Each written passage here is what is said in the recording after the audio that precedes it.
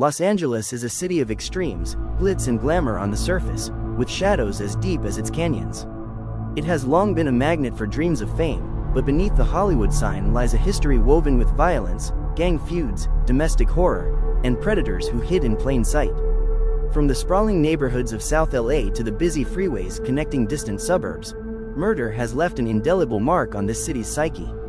LA's unique blend of cultural influence and socioeconomic disparity has produced some of the most infamous killers in modern American history, men whose lives spiraled from ordinary beginnings into extraordinary horror. These are 5 of the most notorious individuals who changed Los Angeles forever by taking lives, leaving families shattered, and turning headlines into nightmares.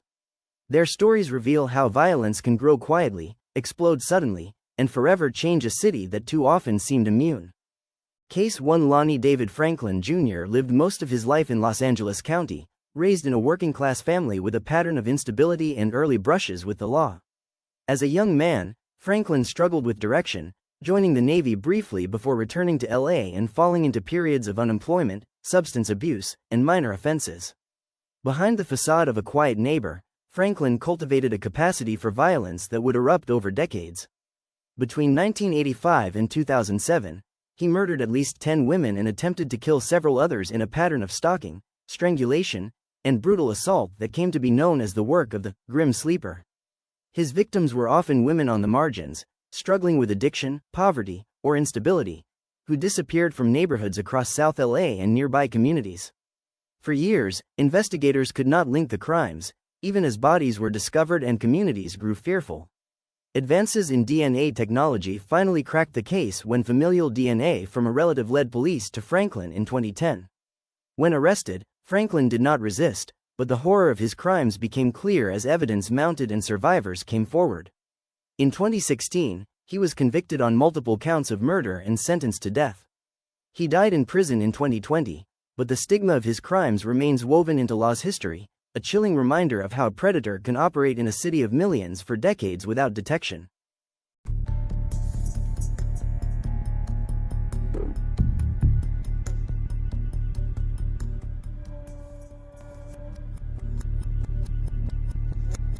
Lonnie Franklin, the Grim Sleeper, who for over 20 years was killing Black women in South Central. Lonnie's story is written.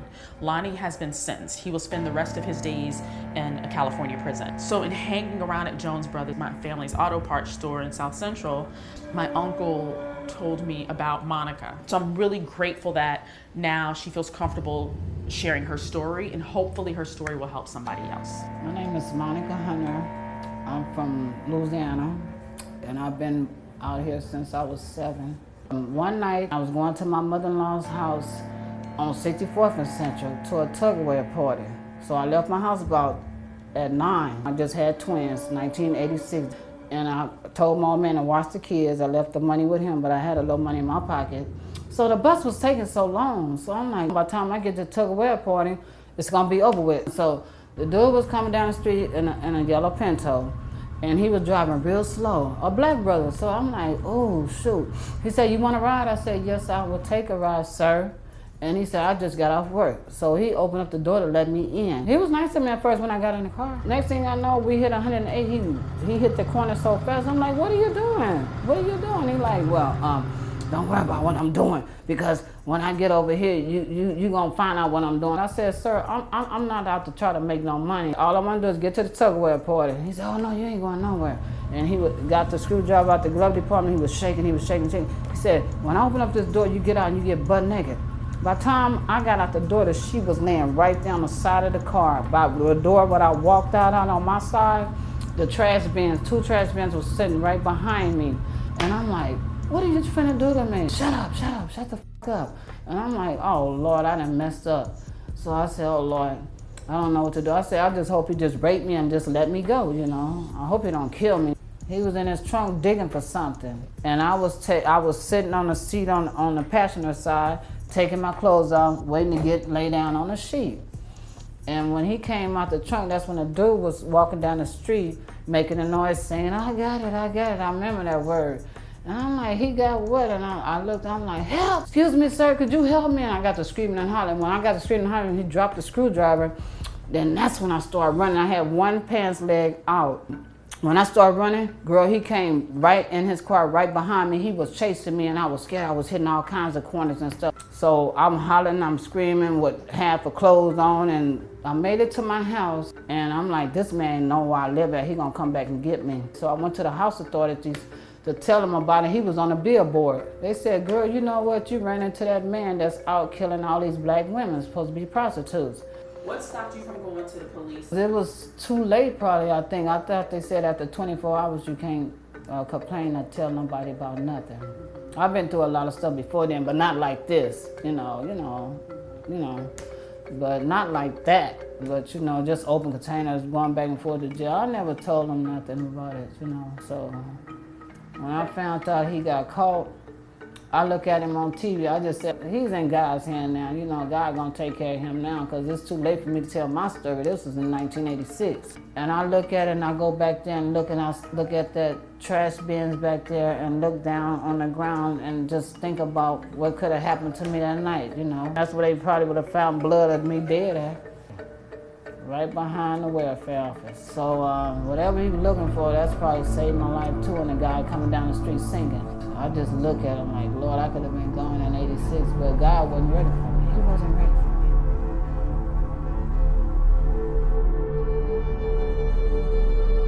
me. Case 2. Christopher Jordan Durner grew up in a middle-class California family with his father serving in the Navy, instilling in him from a young age a strict sense of discipline. Durner followed in those footsteps, joining the Navy himself before later becoming a Los Angeles Police Department officer. From the outside, he appeared to embody the ideals of service and protection, but beneath that badge was growing resentment, betrayal, and a simmering rage against a system he believed had wronged him. After being terminated from the LAPD in 2008 amid allegations of excessive force, Durner's anger festered. In February 2013, he launched a spree of revenge killings targeting law enforcement and their families, publishing a manifesto online that detailed grievances against his former department and vowed to kill officers and their loved ones. Over the course of several days, Durner ambushed police officers in Riverside, San Bernardino, and Los Angeles counties, killing multiple officers and injuring others. His rampage sparked one of the largest manhunts in California history, with highways shut down, residents locked in, and police across agencies mobilized to stop him. Durner's path ended in a standoff in the San Bernardino Mountains, where fire and bullets concluded his violent crusade. His actions forced intense scrutiny on police recruitment, internal discipline, and the psychological toll of law enforcement work, leaving a painful legacy of betrayal and bloodshed. Manhunt in California for Chris Dorner, the former cop accused of targeting fellow police officers and their families. Tonight, more than 700 tips have streamed in. There is still a $1 million reward, the biggest in LAPD history. ABC's Pierre Thomas has the latest right now. Today, suspected cop killer Christopher Dorner was charged with murder. He now faces the death penalty if captured and convicted. Officer shot multiple times. The capital charges involve the murder of Riverside officer Michael Crane, gunned down in an ambush last Thursday. He was married with 2 children, ages 10 and 4. Every law enforcement officer in Southern California is in danger of being shot or killed. And this warning to the public. Don't think it's just about protecting cops. This man is a threat to every person in Los Angeles. A city in fear is fighting back, offering a $1 million reward for Dorner's capture and conviction. Police have received more than 700 tips, including one that led them to this Lowe's Sunday night. The shooting spree began about a week ago when Monica Kwan and her fiancé were shot to death in a parking lot. An alleged execution by Dorner, who was angry at Kwan's father, a former Los Angeles police captain. To have your family targeted because they're related to you, that is absolutely terrifying. ABC News has learned that a man claiming to be Dorner has called Kwan's father to taunt him, telling the grieving dad he should have done a better job protecting his daughter. Police have vowed to catch Dorner, but for now, the city can only hope the shooting doesn't start again. Pierre Thomas, ABC News. Case number 3. Eric Ronald Holder Jr. grew up in Los Angeles, immersed in street culture and surrounded by the realities of gang influence and neighborhood loyalties. Though not as large a household name as some celebrity cases, Holder's crime became internationally known because of who he killed. On March 31, 2019, Holder shot and killed Los Angeles native Ermias, Nipsey Hussle, Asghedom, a beloved rapper, community leader, and entrepreneur who had devoted his life to reinvesting in South LA and mentoring at-risk youth. Nipsey's death shocked the world, not just because of his musical success but because of his transformation from street affiliate to community builder. Holder confronted Nipsey outside his Marathon clothing store, initially claiming a dispute over a recorded altercation, but the murder was ultimately a calculated act of violence that cut short a life dedicated to change. Witnesses described Holder firing multiple shots at point-blank range, then fleeing before police arrived. He was arrested weeks later and charged with murder and multiple weapon enhancements. In 2022, Holder was convicted of first-degree murder and sentenced to multiple life terms without the possibility of parole. The outrage and grief that followed Nipsey Hussle's death united communities across race and class, and memorials sprung up throughout the city. Holder's crime became a flashpoint in conversations about gun violence, conflict resolution, and the thin line between past affiliations and future growth. Jury in C12, sir. Has the jury reached a verdict on all counts? Yes, sir. All right, please hand the verdict form signed and unsigned to my bench, please. You leave it in our envelope.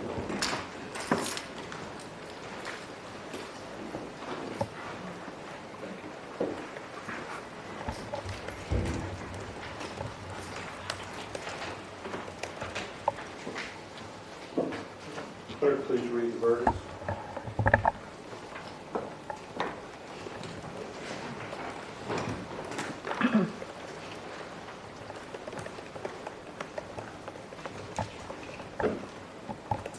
In the Superior Court of California, County of Los Angeles, Department 104, the people of the state of California versus Eric Ronald Holder, Jr., case number BA 475908. We, the jury, in the above entitled action, find the defendant, Eric Ronald Holder, Jr., guilty of the crime of first-degree murder of Ermias Asghedom in violation of Penal Code Section 187, subsection A, a felony, as charged in count 1 of the indictment.